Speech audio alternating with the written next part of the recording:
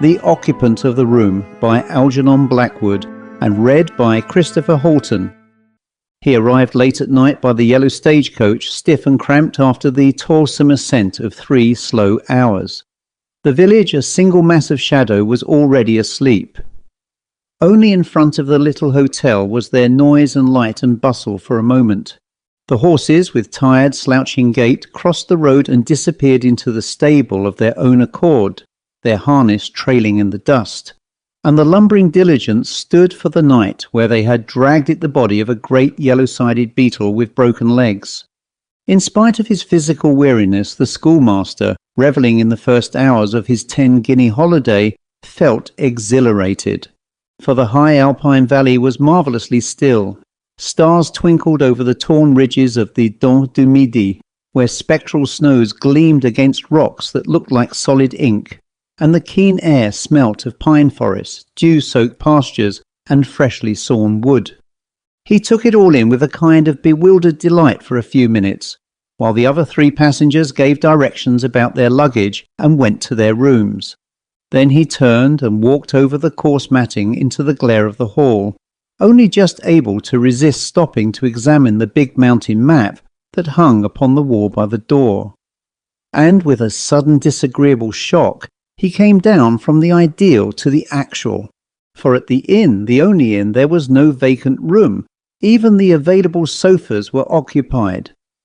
How stupid he had been not to write, yet it had been impossible, he remembered, for he had come to the decision suddenly that morning in Geneva, enticed by the brilliance of the weather after a week of rain. They talked endlessly, this gold-braided porter and the hard-faced old woman. Her face was hard, he noticed, gesticulating all the time and pointing all about the village, with suggestions that he ill understood, for his French was limited and their patois was fearful. There he might find a room, or there, but we are, alas, full, more full than we care about. Tomorrow, perhaps, if so-and-so give up their rooms. And then, with much shrugging of shoulders, the hard-faced old woman stared at the gold-braided porter, and the porter stared sleepily at the schoolmaster. At length, however, by some process of hope, he did not himself understand, and following directions given by the old woman that were utterly unintelligible, he went out into the street and walked towards a dark group of houses she had pointed out to him. He only knew that he meant to thunder at a door and ask for a room. He was too weary to think out details. The porter half made to go with him, but turned back at the last moment to speak with the old woman. The houses sketched themselves dimly in the general blackness. The air was cold, the whole valley was filled with the rush and thunder of falling water. He was thinking vaguely that the dawn could not be very far away, and that he might even spend the night wandering in the woods, when there was a sharp noise behind him, and he turned to see a figure hurrying after him. It was the porter running, and in the little hall of the inn there began again a confused 3-cornered conversation, with frequent muttered colloquy and whispered asides in patois between the woman and the porter, the net result of which was that, if monsieur did not object, there was a room after all on the first floor, only it was in a sense engaged, that is to say. But the schoolmaster took the room without inquiring too closely into the puzzle that had somehow provided it so suddenly. The ethics of hotel-keeping had nothing to do with him. If the woman offered him quarters, it was not for him to argue with her whether the said quarters were legitimately hers to offer, but the porter, evidently a little thrilled, accompanied the guest up to the room and supplied in a mixture of French and English details, omitted by the landlady and Minturn, the schoolmaster, soon shared the thrill with him, and found himself in the atmosphere of a possible tragedy. All who know the peculiar excitement that belongs to high mountain valleys where dangerous climbing is a chief feature of the attractions will understand a certain faint element of high alarm that goes with the picture. One looks up at the desolate soaring ridges and thinks involuntarily of the men who find their pleasure for days and nights together scaling perilous summits among the clouds, and conquering inch by inch the icy peaks that forever shake their dark terror in the sky. The atmosphere of adventure, spiced with the possible horror of a very grim order of tragedy, is inseparable from any imaginative contemplation of the scene, and the idea Minturn gleaned from the half-frightened porter lost nothing by his ignorance of the language. This Englishwoman, the real occupant of the room, had insisted on going without a guide. She had left just before daybreak 2 days before the porter had seen her start, and she had not returned. The route was difficult and dangerous, yet not impossible for a skilled climber, even a solitary one, and the Englishwoman was an experienced mountaineer. Also, she was self-willed, careless of advice, bored by warnings, self-confident to a degree. Queer, moreover, for she kept entirely to herself, and sometimes remained in her room with locked doors, admitting no one for days together, a crank, evidently, of the first water. This much Minturn gathered clearly enough from the porter's talk while his luggage was brought in and the room set to rights. Further, too, that the search had gone out and might, of course, return at any moment, in which case. Thus the room was empty, yet still hers. If Monsieur did not object if the risk he ran of having to turn out suddenly in the night. It was the loquacious porter who furnished the details that made the transaction questionable, and Minturn dismissed the loquacious porter as soon as possible, and prepared to get into the hastily arranged bed and snatch all the hours of sleep he could before he was turned out. At first, it must be admitted, he felt uncomfortable, distinctly uncomfortable. He was in someone else's room. He had really no right to be there. It was in the nature of an unwarrantable intrusion, and while he unpacked, he kept looking over his shoulder, as though someone were watching him from the corners. Any moment, it seemed, he would hear a step in the passage, a knock would come at the door would open, and there he would see this vigorous Englishwoman looking him up and down with anger. Worse still, he would hear her voice asking him what he was doing in her room, her bedroom. Of course, he had an adequate explanation, but still. Then, reflecting that he was already half undressed, the humour of it flashed for a second across his mind, and he laughed, quietly, and at once, after that laughter, under his breath, came the sudden sense of tragedy he had felt before. Perhaps, even while he smiled, her body lay broken and cold upon those awful heights, the wind of snow playing over her hair, her glazed eyes staring sightless up to the stars. It made him shudder. The sense of this woman whom he had never seen, whose name even he did not know, became extraordinarily real. Almost he could imagine that she was somewhere in the room with him, hidden, observing all he did.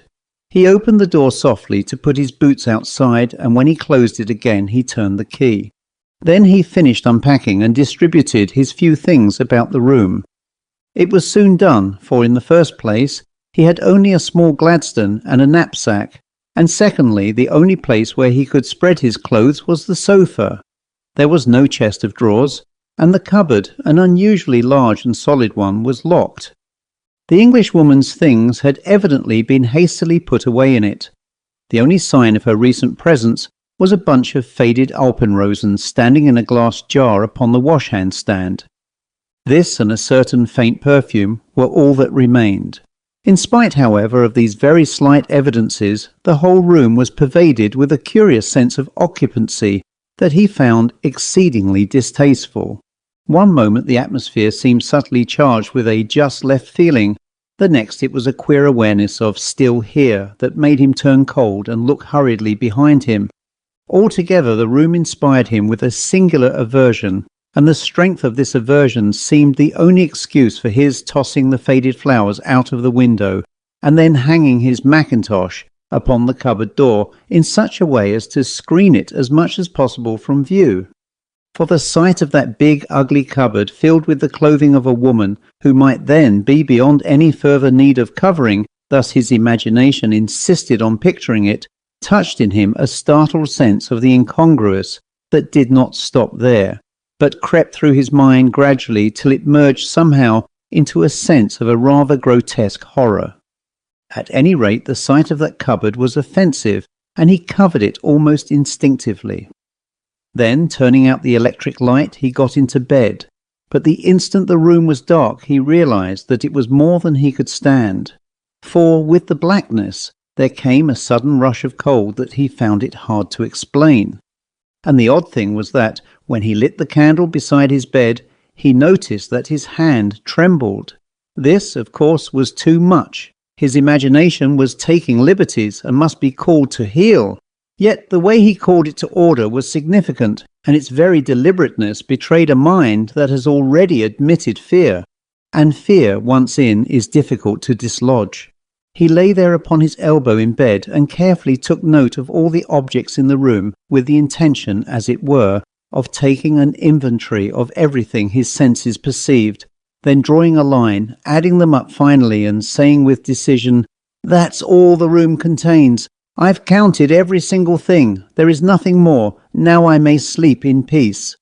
And it was during this absurd process of enumerating the furniture of the room that the dreadful sense of distressing lassitude came over him that made it difficult even to finish counting.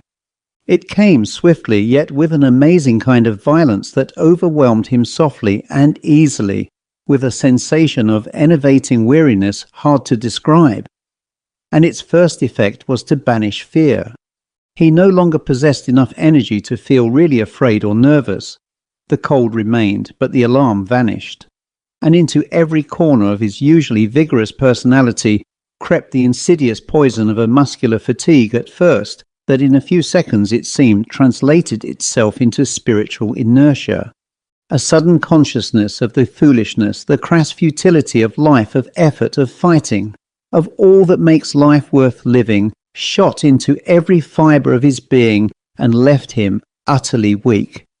A spirit of black pessimism that was not even vigorous enough to assert itself invaded the secret chambers of his heart.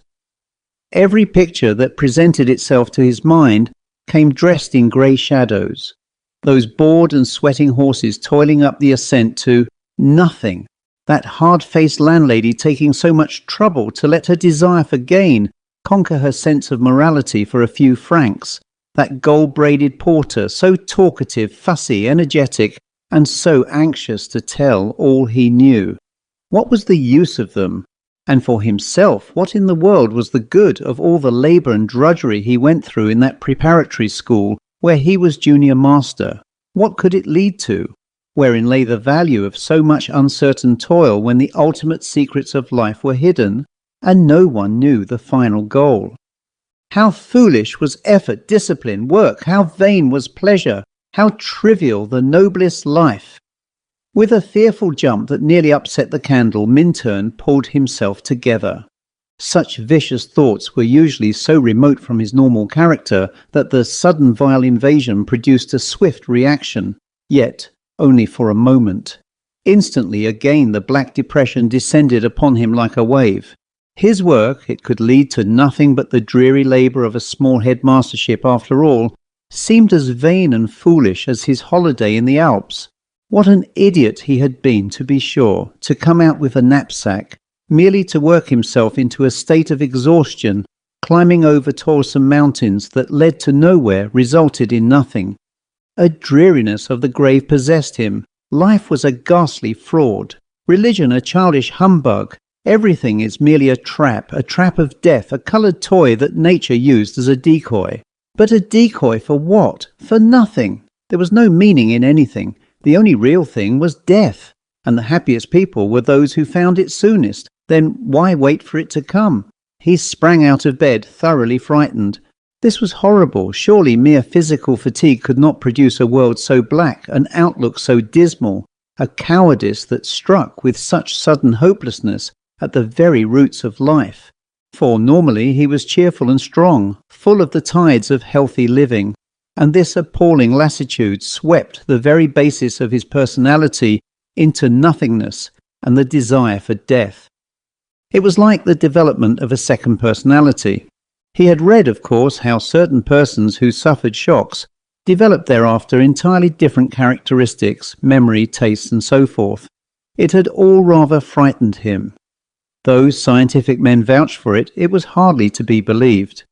Yet here was a similar thing taking place in his own consciousness. He was beyond question experiencing all the mental variations of someone else. It was unmoral, it was awful, it was Well, after all, at the same time, it was uncommonly interesting. And this interest he began to feel was the first sign of his returning normal self. For to feel interest is to live and to love life. He sprang into the middle of the room, then switched on the electric light. And the first thing that struck his eye was the big cupboard. "Hallo, there's that beastly cupboard," he exclaimed to himself, involuntarily yet aloud. It held all the clothes, the swinging skirts and coats and summer blouses of the dead woman, for he knew now, somehow or other, that she was dead. At that moment, through the open windows rushed the sound of falling water, bringing with it a vivid realization of the desolate, snow-swept heights. He saw her, positively saw her, lying where she had fallen, the frost upon her cheeks, the snow dust eddying about her hair and eyes, her broken limbs pushing against the lumps of ice.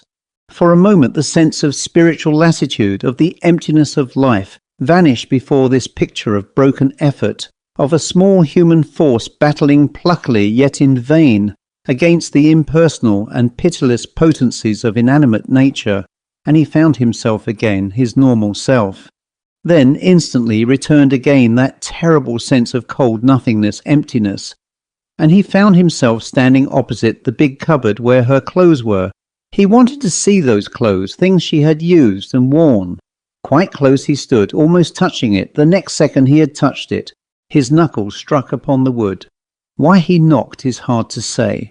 It was an instinctive movement probably. Something in his deepest self dictated it, ordered it.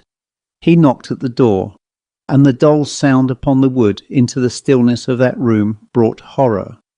Why it should have done so, he found it as hard to explain to himself as why he should have felt impelled to knock.